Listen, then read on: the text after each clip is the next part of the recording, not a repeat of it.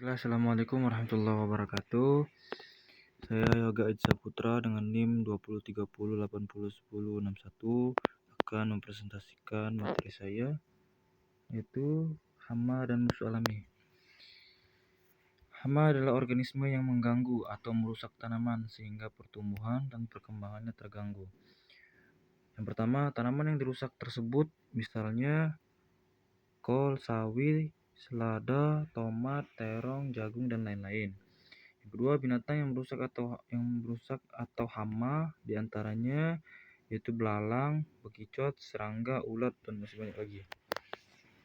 Ciri-ciri hama yaitu hama dapat dilihat oleh mata telanjang.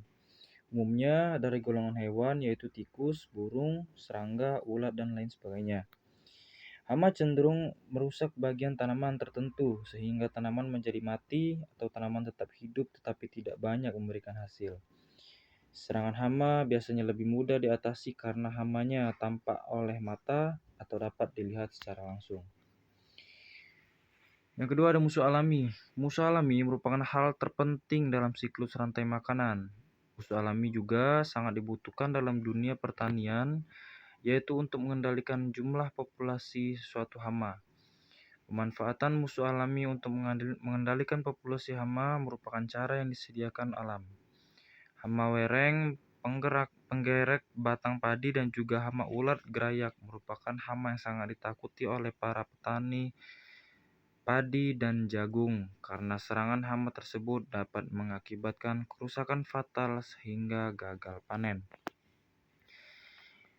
Golongan-golongan musuh alami, yang pertama ada predator, yang kedua parasitoid, dan yang ketiga ada yang namanya patogen.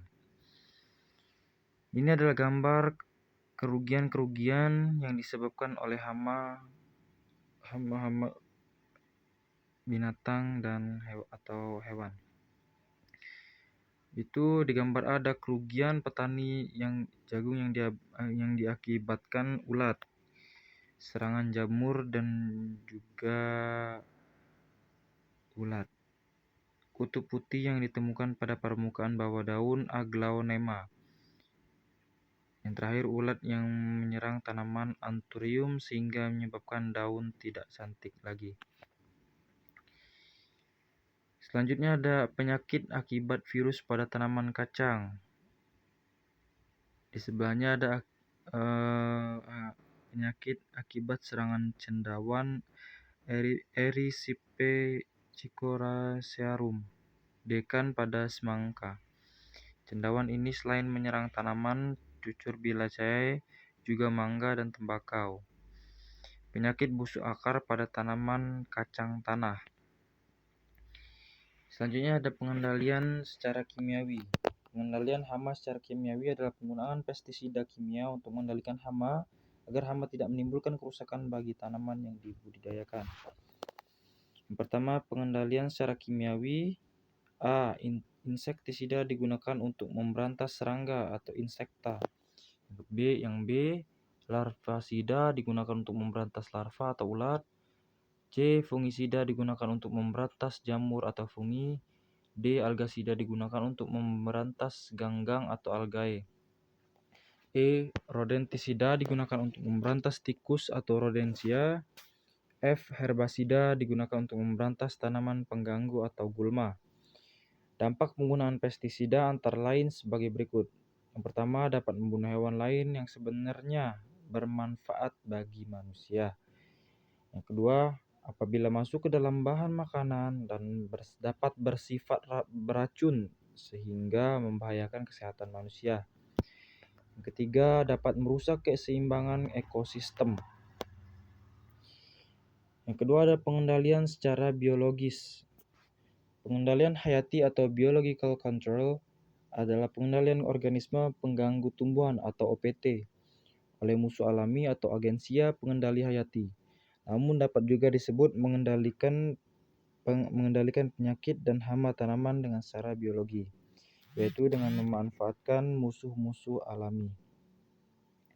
Yang kedua, secara biologi, yaitu pemberantasan hama secara biologi merupakan upaya pengendalian hama tanaman dengan menggunakan agen pemangsa alami atau predator. Contoh berbagai hewan pemangsa hama tanaman antara lain lebah penyengat, semut rangrang, dan burung hantu. A. Ulat kupu Ortona diberantas dengan hewan semacam lebah penyengat. Yang B. Kutu loncat diberantas dengan semut rangrang. Dan yang C. Tikus diberantas dengan burung hantu. Dan semuanya itu hama. Mungkin itu saja presentasi pemaparan materi saya. Lebih dan kurangnya saya mohon maaf. Kepada Allah saya mohon ampun. Saya akhiri, wassalamualaikum warahmatullahi wabarakatuh.